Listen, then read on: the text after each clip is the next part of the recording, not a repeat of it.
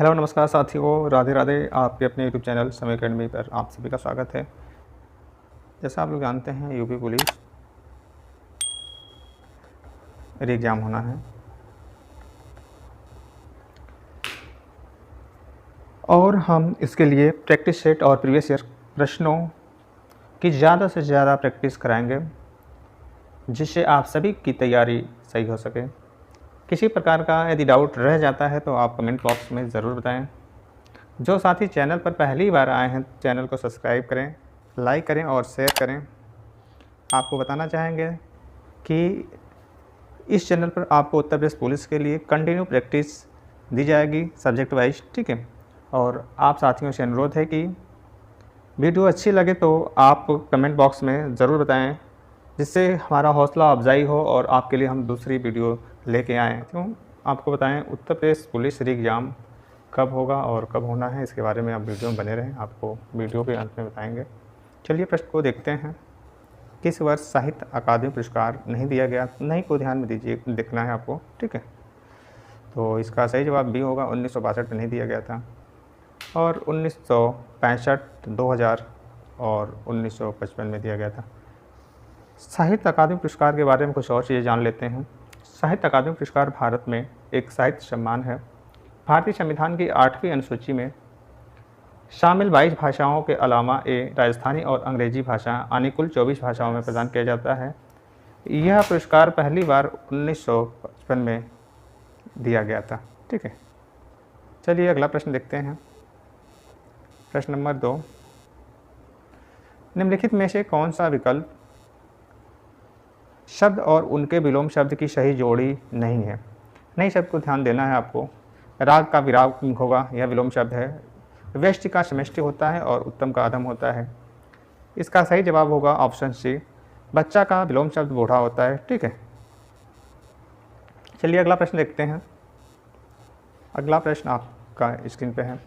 निम्नलिखित में से कौन सा कवि भारतेंदु योगीन कवि नहीं है? नहीं शब्द को बिल्कुल ध्यान दीजिएगा, यहीं से प्रश्न गलत होने के चांस बढ़ जाते हैं। तो ऑप्शन ए, बद्री नारायण चौधरी प्रेमघन, यह भारतीय योगीन कवि थे। ठाकुर जगमोहन सिंह भी थे। पंडित अंबिका दत्त व्यास जी थे। और इसका सही जवाब ऑप्शन डी होगा, श्रीधर पाठक नहीं थे, ठीक है। आगे प्रश्न देखते हैं। अगला प्रश्न दिया हुआ है, पयोधी, सिंधु, वारिश किसके पर्यायवाची शब्द हैं? तो यह जो हैं समुद्र के पर्यायवाची शब्द हैं। इसका सही जवाब ऑप्शन बी होगा। अगर हम लोग आगे देखें, मेघ का पर्यायवाची शब्द क्या होते हैं, तो इसे भी देख लेते हैं। मेघ का पर्यायवाची शब्द जो होता है जलधर होगा, ठीक है। इसी के साथ साथ वारिद भी होता है, बादल भी होगा। यह सब मेघ के पर्यायवाची हैं। नीरद और अमुद भी होता है। नदी का पर्यायवाची थोड़ा सा देख लेते हैं। नदी का जो होता है तनुजा होगा। इसी के साथ सरिता और अपगा और तारिणी और सुरी, ये सब पर्यायवाची हैं नदी के, ठीक है। अगर हम लोग गंगा का पर्यायवाची देखें तो गंगा का जो पर्यायवाची होता है यह होगा मंदाकिनी, मंदाकिनी। इसी के साथ साथ आपका भागीरथी और विष्णुपदी, देव नदी, ये सब गंगा के पर्यायवाची हैं। चलिए अगला प्रश्न देखते हैं। निम्नलिखित वाक्य में आए खाली स्थान के लिए सही शब्द चुनिए, ठीक है। अभिषेक डैश डैश डैश घर चला गया। इस चीज़ को ध्यान दीजिएगा कि इस जो खाली जगह इस पर कौन सा शब्द भरा जाएगा, तो इसे आप मिलान करिए। तो अभिषेक, इसका सही जवाब जो होगा अभिषेक अपने आप घर चला गया, ठीक है। इसका यही सही जवाब होगा। चलिए आगे देखते हैं। अगला प्रश्न है, सन 2019 में व्यास सम्मान किसे प्रदान किया गया था? इम्पोर्टेंट सवाल है, इसे देखते हैं। तो सन 2019 में व्यास सम्मान नासिरा शर्मा को दिया गया था। इसका ऑप्शन यह सही है, ठीक है। इनकी जो रचना थी उस रचना का नाम था कागज़ की नाव। क्या था? कागज़ की नाव। इनको कागज़ की नाव के लिए व्यास सम्मान 2019 में दिया गया था, ठीक है। चलिए आगे देखते हैं। अगर हम यह देखें कि व्यास सम्मान कब स्टार्ट हुआ और यह किस संस्था के द्वारा दिया जाता है? तो व्यास सम्मान सर्वप्रथम 1991 में स्टार्ट हुआ और ये के बिरला ग्रुप के द्वारा दिया जाता है। के बिरला फाउंडेशन कह लीजिए, ठीक है, फाउंडेशन के द्वारा दिया जाता है, ठीक है। अगला प्रश्न देखते हैं, निम्नलिखित में से कौन सा शब्द तत्सम है? बिल्कुल साफ साफ दिख रहा है आपको, तत्सम शब्द उज्ज्वल है, ठीक है। बाकी सभी शब्द क्या हैं? तद्भव हैं, ठीक। चलिए आगे देखते हैं। वाक्य में काम करने वाले को क्या कहते हैं? वाक्य में काम करने वाले को हम क्या कहते हैं? कर्ता कहते हैं, ठीक है। अगर हम देखें, जिस पर क्रिया का प्रभाव पड़े उसे कर्म कहा जाता है, लेकिन इस प्रश्न का सही जवाब, ठीक है, ऑप्शन 1 कर्ता होगा। चलिए आगे देखते हैं। निम्नलिखित वाक्य में आए खाली स्थान के लिए सही शब्द चुनिए। गिलास डैश डैश डैश तोड़ा। तो इस खाली स्थान पे क्या आएगा आपको बताना है, ठीक है। तो इसका सही जवाब ऑप्शन सी इसमें आएगा, किसने? गिलास किसने तोड़ा। इसका सही सेंटेंस ये बनेगा, गिलास किसने तोड़ा। चलिए अगला प्रश्न देखते हैं। पुरुषोत्तम अग्रवाल को उनकी किस रचना के लिए देवीशंकर अवस्थी स्मृति सम्मान प्रदान किया गया? तो इसे थोड़ा सा ध्यान से देखिएगा। पुरुषोत्तम अग्रवाल को उनकी किस कृति या फिर रचना के लिए देवीशंकर अवस्थी स्मृति सम्मान प्रदान किया गया तो इसका सही जवाब ऑप्शन बी होगा, तीसरा रुख, ठीक है। पुरुषोत्तम दास को सन 1996 में देवीशंकर अवस्थी सम्मान प्रदान किया गया था। चलिए आगे देखते हैं अगला प्रश्न। प्रश्न थोड़ा बड़ा है, इसे एडजस्ट कर लेते हैं स्क्रीन पे। इसमें है लोकत्तियों और उनके सही अर्थ वाले जोड़ों के लिए विकल्प की पहचान करना है। तो इसे हम देखते हैं, चित भी मेरी पट भी मेरी, इसका मिलान कौन सा सही होगा? तो इसका ऑप्शन यही होगा। दोनों ओर से लाभ चाहना इसका अर्थ होगा, ठीक है। चोर की दाढ़ी में तिनका का अभिप्राय, अपराधी भयभीत रहता है से है।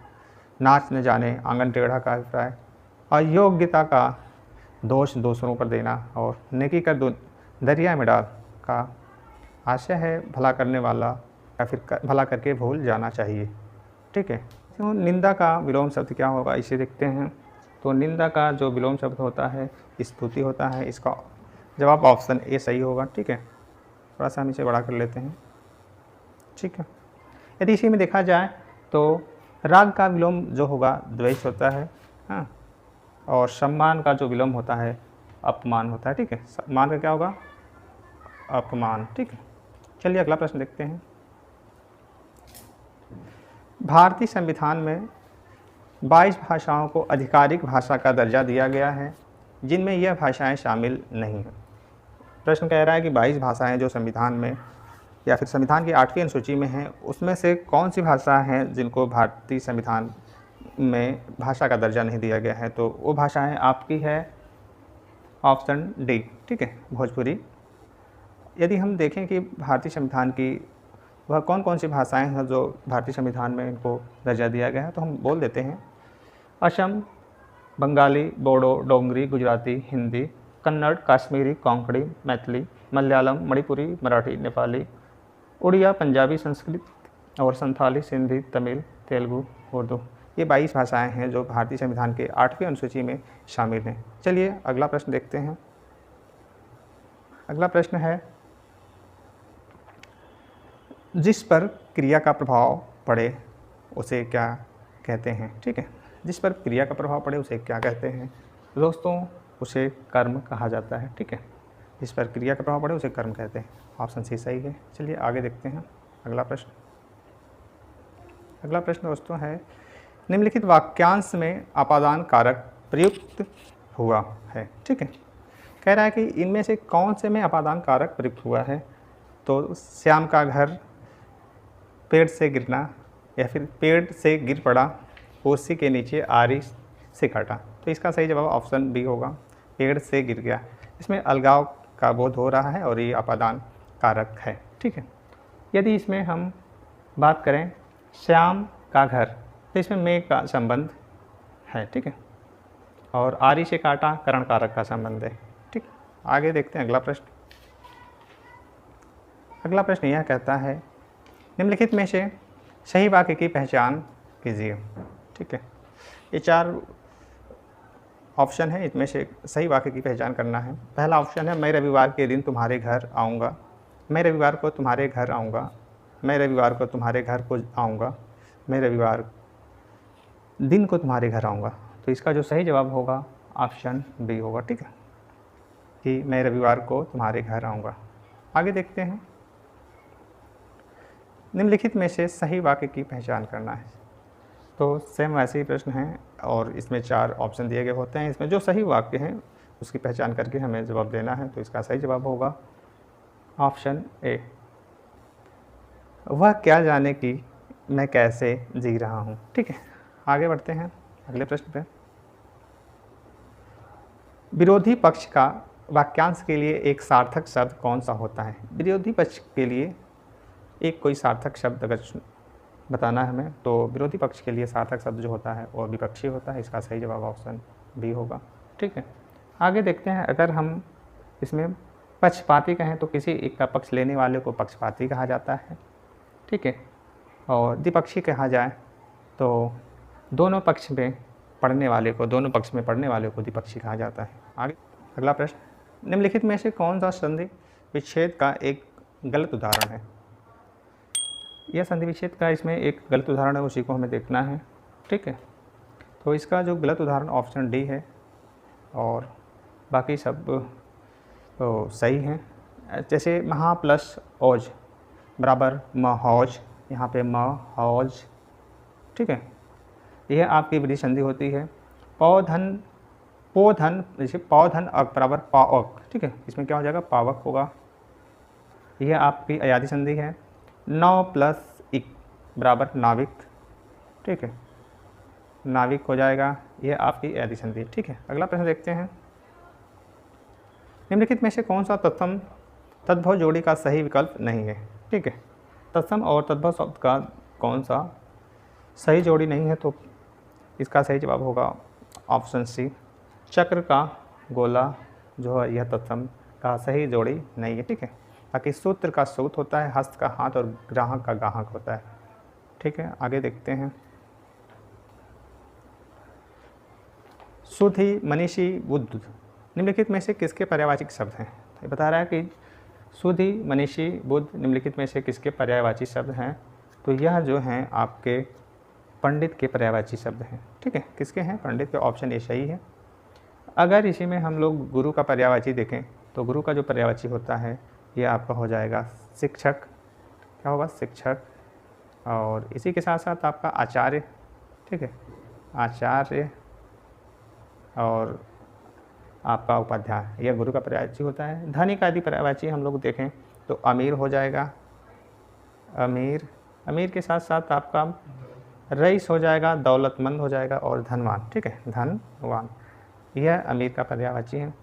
पति का पर्यायवाची अगर देखा जाए तो भर्ता होता है और इसी के साथ साथ स्वामी, ठीक, प्राणाधार, प्राणप्रिय, आर्यपुत्र, ये सभी पति के पर्यायवाची हैं, ठीक है। आगे देखते हैं अगला प्रश्न, बाग बाग होना मुहावरे का सही अर्थ क्या होगा? तो बाग बाग होना मुहावरे का सही अर्थ होता है खुश होना। ऑप्शन सी इसका सही जवाब है। चलिए आगे देखते हैं अगला प्रश्न। अगला प्रश्न है, अवधि बोली का अन्य नाम है?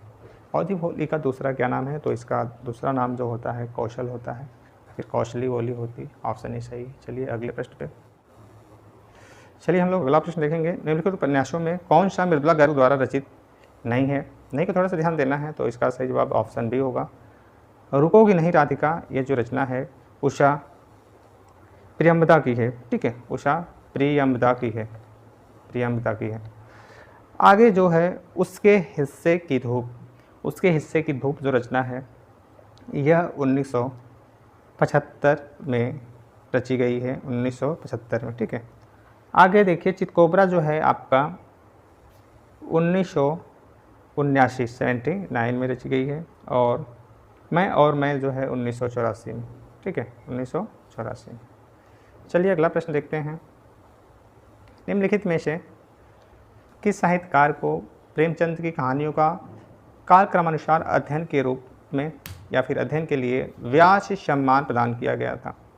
एक बार इस प्रश्न को और रिपीट कर लेते हैं। निम्नलिखित में से किस साहित्यकार को प्रेमचंद की कहानियों का कालक्रमानुसार अध्ययन करने के लिए व्यास सम्मान प्रदान किया गया था?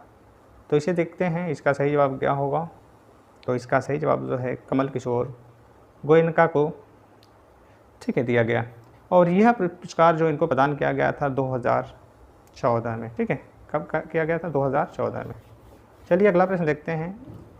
निम्नलिखित में से कौन सा असुर का पर्यायवाची शब्द नहीं है? ठीक है, इसे ध्यान रखना। निम्नलिखित में से कौन सा असुर का पर्यायवाची शब्द नहीं है? तो असुर का पर्यायवाची शब्द महाकाल नहीं है। इसका सही जवाब ऑप्शन डी होगा। ठीक, आगे देखते हैं अगला प्रश्न क्या कहता है। अगला प्रश्न है, निम्नलिखित में से तद्भव शब्द कौन सा है? तद्भव शब्द पूछ रहा है, निम्नलिखित में से तद्भव शब्द कौन सा है? तो तद्भव शब्द इसका नींद है, ठीक है। बाकी सभी शब्द तत्सम है, ठीक है। अगला प्रश्न देखते हैं। अगला प्रश्न क्या है, इनमें से जो पहले कभी न हुआ हो का व्यक्त करने वाला कौन सा एक शब्द है? जो कभी पहले नहीं हुआ हो उसके लिए एक शब्द अभूतपूर्व। क्या है? अभूतपूर्व। इसका सही जवाब ऑप्शन ए होगा। मार्तंड और अंशुमाली निम्नलिखित में से किसके पर्यायवाची शब्द हैं? तो इसका सही जवाब जो होगा ऑप्शन सी सूर्य होगा। अगर हम बात करते हैं रोशनी का जो पर्यायवाची है तो इसका होगा प्रकाश।